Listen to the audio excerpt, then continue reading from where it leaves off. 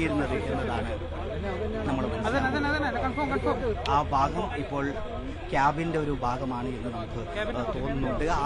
Hi, faceless ആണ്. അങ്ങനെ നമ്മുടെ അർജുന്റെ മൃതദേഹം കണ്ടെത്തിയിരിക്കുകയാണ്. ഷിരൂരിലുണ്ടായ ഉരുൾപൊട്ടലിൽ കാണാതായ അർജുന്റെ മൃതദേഹം ഗംഗാവലി നദിയിൽ നിന്ന് കണ്ടെടുത്തെന്നാണ് നമ്മൾ അറിഞ്ഞിരിക്കുന്നത്.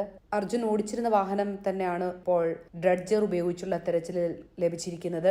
ലോറിയുടെ ക്യാബിനുള്ളിൽ മൃതദേഹമുണ്ടെന്ന് കണ്ടെത്തിയിരിക്കുകയാണ്. അതുപോലെ തന്നെ ലോറിയുടെ ഉടമ മനാഫ് ആ ലോറി തങ്ങളുടേതാണെന്നും സ്ഥിരീകരിച്ചിട്ടുണ്ട്. ലോറിയുടെ ക്യാബിനിൽ നിന്ന് മൃതദേഹം ഇപ്പോൾ പുറത്തെടുത്തിട്ട് ബോട്ടിലേക്ക് മാറ്റിയിരിക്കുകയാണ്. 2 മാസത്തിലേറെയായി വെള്ളത്തിൽ കിടന്ന മൃതദേഹം അഴുകിയ നിലയിലാണ് കാണപ്പെട്ടിട്ടുള്ളത്. കരയിൽ എത്തിച്ച് ആശുപത്രിയിലേക്ക് മാറ്റാനാണ് തീരുമാനം. കാണാതായിട്ടിപ്പോൾ 71 ദിവസമാണ് കഴിഞ്ഞിരിക്കുന്നത്.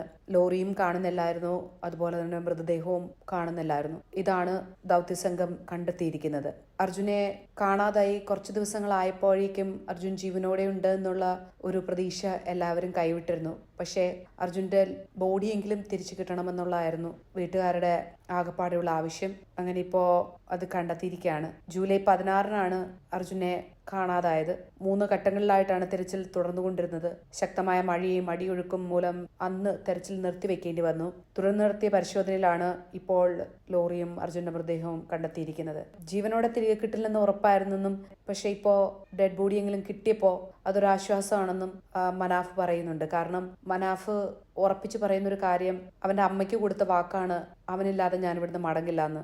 അതുകൊണ്ട് മനാഫ് അവിടെ തന്നെയായിരുന്നു ഈ 71 ദിവസവും. എന്നാൽ ഈ തിരച്ചിലിന്റെ ഓരോ ഘട്ടത്തിലും മനാഫിനെതിരെ കുറേ ആൾക്കാർ രംഗത്ത് വന്നിരുന്നു. ബോഡി കിട്ടുമ്പോൾ അത് അവർക്കെല്ലാമുള്ള ഒരു ഉത്തരമാണ്. അതിനുവേണ്ടിയാണ് താനിവിടെ നിലകൊണ്ടെന്ന് അദ്ദേഹം പറയുന്നുണ്ട്. അപ്പം മനാഫിനെതിരെ കുറ്റം പറഞ്ഞവർ പറയുന്നത് ഇൻഷുറൻസിന്റെ തുക കിട്ടണമെന്നുണ്ടെങ്കിൽ ലോറി കണ്ടുകിട്ടിയാലേ പറ്റുള്ളൂ, അതുകൊണ്ടാണ് മനാഫ് അവിടെ നിൽക്കുന്നതെന്നായിരുന്നു. അതെന്തോ ആയിക്കോട്ടെ, അതിലെന്ത് തെറ്റെന്നുള്ള ഒരു ചോദ്യമുണ്ട്. പക്ഷെ അതെന്തോ ആയിക്കോട്ടെ, മനാഫ് നിന്നത് അർജുനു വേണ്ടിയാണ്. കാരണം ഒരിക്കൽ പോലും മനാഫ് അർജുനെ തൊഴിലാളി എന്ന് പറഞ്ഞ് കേട്ടിട്ടില്ല. നമ്മൾ ഒരു അനിയനെ പോലെയാണ് മനാഫ് അർജുനെ കണ്ടിരുന്നു എന്നുള്ളത് വ്യക്തമായിട്ട് അദ്ദേഹത്തിന്റെ സംസാരത്തിലെല്ലാം നമ്മൾ കണ്ടതാണ്. ഇപ്പോ ഏറെ വികാരനിർഭരങ്ങളായ നിമിഷങ്ങളാണ് ഷിരൂരിൽ നടന്നുകൊണ്ടിരിക്കുന്നത്. കുടുംബാംഗങ്ങളും പ്രിയപ്പെട്ടവരും ലോറിയുടെ ക്യാബിൻ ലഭിച്ചതിനെ തുടർന്ന് തളർന്നിരിക്കുകയാണ്. തിരച്ചിൽ അവസാനിക്കുമ്പോൾ പോലും കണ്ണീരാണ് ആ കുടുംബത്തിന് മിച്ചമായിട്ടുള്ളത്. പക്ഷെ നമുക്ക് ആശ്വസിക്കാൻ ഒരു കാര്യമുള്ളതെന്ന് വെച്ച് കഴിഞ്ഞാൽ മനാഫിനെ പോലെയുള്ള നല്ല മനുഷ്യർ നമുക്ക് കേരളത്തിലുണ്ട് എന്നുള്ളതാണ്. ഉപേക്ഷിച്ച് പോവാൻ തയ്യാറല്ല.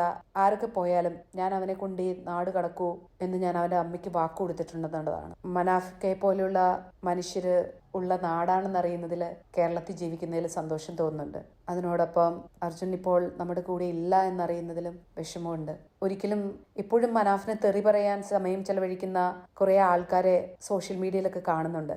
അതിന് സൗഹൃദത്തിന്റെ വില അറിഞ്ഞാൽ മാത്രമേ അവർക്ക് ഉത്തരം ഉണ്ടാവുള്ളൂ. അല്ലാത്തടത്തോളം കാലം ഇങ്ങനെ പുഴുകുത്തിയ മനസ്സായിട്ടിരുന്ന് കമന്റ് അടിച്ചുകൊണ്ടിരിക്കുകയുള്ളൂ.